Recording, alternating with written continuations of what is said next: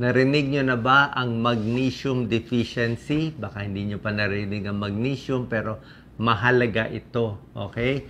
Pag mababa ang level ng magnesium ng tao, merong mga 6 na senyales ituturo natin. Okay? Madalas kasi nadidiscuss ko yung ibang mga electrolytes like yung potassium, di ba? Sodium o calcium. Pero yung potassium madalas ko i-discuss. Actually, ang sintomas na mababang magnesium at mababang potassium, medyo hawig.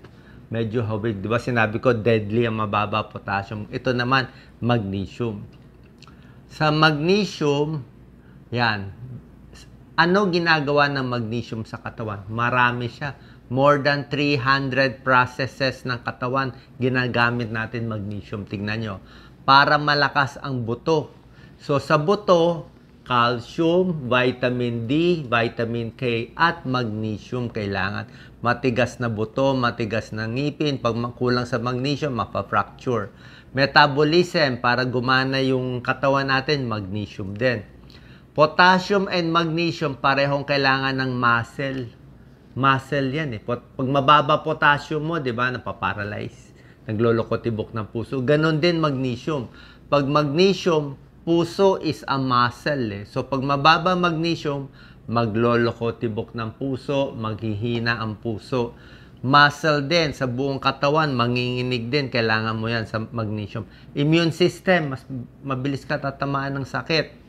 At pati yung mood, nadidepress, nalulungkot pag mababa magnesium. Kaya mahalaga siya talaga.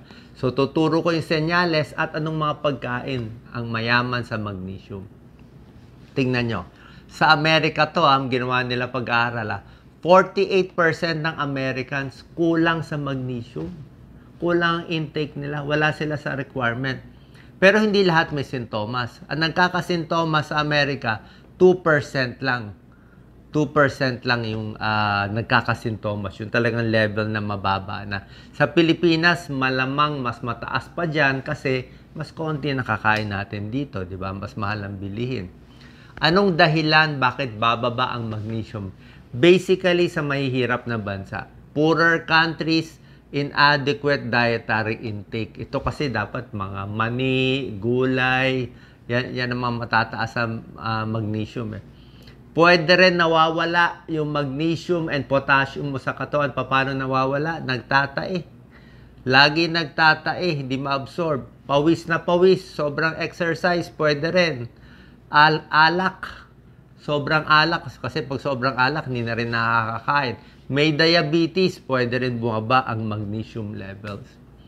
So, maraming causes na pwede sa atin mangyari.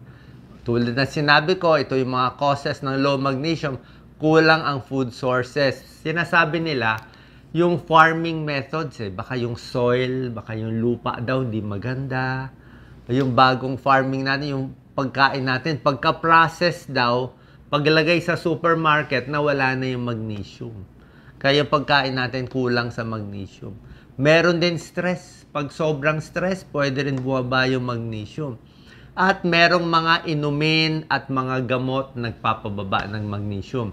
Sobrang kape, nakakababa ng magnesium. Sobrang alak, mga gamot sa ulcer, proton pump inhibitor sa ulcer, antacid sa nangangasiman yan, nakakababa din ng magnesium.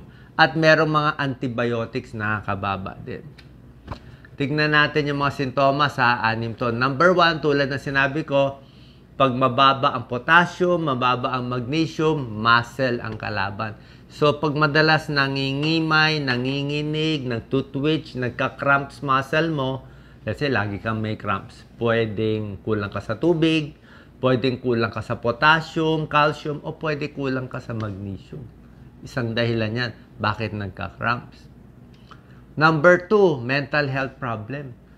Nakita nila yung mga taong depressed at may nervyos. Pag nabigyan sila ng magnesium-rich foods, tumaas yung magnesium level nila, medyo nababawasan yung depression. So, nakakagulat. May connection sa mental health din itong magnesium. Kaya yung mga nadidepress and anxious, malay nyo, baka kulang lang yung pagkain nyo ng sustansya. Number 3, tulad na sinabi ko, para lumakas ang buto, kailangan mo calcium, kailangan mo vitamin D, sa araw, pagka kailangan mo vitamin K, at kailangan mo ng magnesium para matigas ang buto at ipin. Ano pa nagpapahina sa buto, causing osteoporosis, old age, kulang sa exercise, ayan o, para lumakas ang buto. So, kailangan mo rin magnesium. Ito mga symptoms, non-specific siya, di ba? Maraming possibility, pero isa yung low magnesium na possibility. Parang to, fatigue, muscle weakness, maraming dahilan. Baka potassium mababa, baka magnesium mababa. Yan. O kulang ka lang sa exercise, pwede rin. Yan, nakita nila. Muscle weakness. High blood pressure. Yan, o. Ang blood pressure natin, para hindi tumaas, kailangan kompleto din yung potassium and magnesium. Dalawa to mahalaga. Nakita nila kasi pag kompleto ka sa potassium, bumababa ang sodium sa katawan. Ulitin ko pag kompleto ka sa potassium, ng mga saging at iba pa, bababa ang sodium. Pag bumaba yung sodium, less tubig, less manas sa katawan, lower blood pressure. Yung magnesium, ganun din, nakita nila. Pag kompleto ka sa magnesium, mas bababa din yung blood pressure mo. So, medyo hawig yung epekto niya sa potassium. Medyo magkatulong yung dalawa. Tulad na sinabi ko, ang puso natin, muscle din yan eh. Kaya kung yung muscle mo nagka-cramps, puso mo parang nagka-cramps. So, pag nag-cramps yung puso, anong mangyayari? Palpitation. Nagloloko yung tibok. Delikado to. Okay? Ito mga palpitation, pag ang paa mo nag-cramps, sige, pulikat lang. Pero kung puso, delikado. Pwede maging serious palpitation, pwede himatayin, mawalan ng malay, mag-collapse. Palpitation, pwede mag-cardiac arrest. At merong pag-aaral nagpapakita, pag mababa ang magnesium levels mo, pwede ka mag-congestive heart failure. Mahina ang puso at arrhythmia. Yan ang mga sintomas. Pinakita ko sa inyo. Muscle, puso, depression, abnormal heartbeat, at nanghihina ang katawan. Ano ang recommended per day? 300 to 400 milligrams per day. Paano makukuha dito? Dito tayo mag-focus. Ito yung mga pagkaing magnesium rich na hindi nakukuha ng processing. Tulad ng sinabi ko, ito yung number 1, favorite ko. Buto ng kalabasa. Sa atin, squash seeds. Sa abroad, pumpkin seeds. Pero pareho yung benefit niya. Tingnan nyo. Pinakamataas ang magnesium niya. 152 per 1 ounce. Ang buto ng kalabasa, mas marami pa ang magnesium niya kumpara sa sunflower seeds, kumpara sa mga almond, ibang mga nuts, 65. Mataas na to, pero pinakamataas buto ng kalabasa. Chia seeds, meron din. Brown rice, 86 mg ng magnesium. Oatmeal, 63 mg. Ito, green leafy vegetables, 46. Pwede na yan.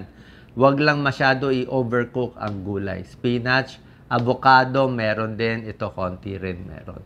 Pero ito, number 1, pumpkin seeds o buto ng kalabasa. Ayan, no? Dapat kompleto ang magnesium nyo. Okay, tulad ng nuts, whole grain, mga beans. Pwede rin beans. Tsaka mga gulay. Yung iba, umiinom ng supplement, okay din naman.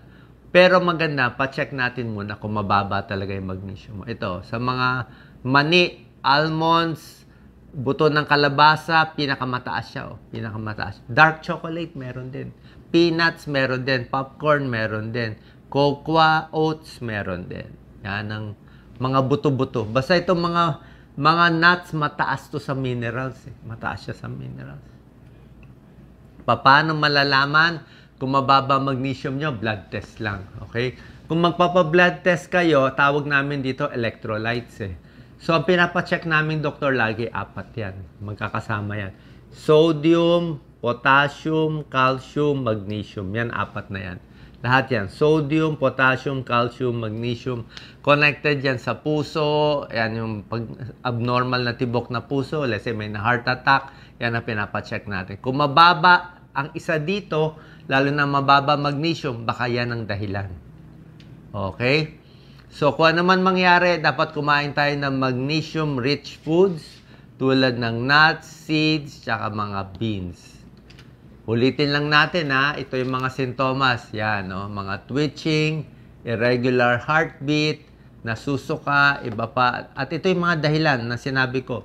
Kulang ang dietary intake, baka nasa lupa, nasa processing natin, sobrang exercise, nagkakaedad, sobra dami ng alak. So kung meron kayong ganitong mga sintomas, ay wala namang masama, magpa-check tayo nitong mga electrolytes. Sodium, potassium, calcium, magnesium, baka nandito yung diferensya. At kumain ng mas masustansya. Sana nakatulong po to. Bagong kaalaman tungkol sa magnesium.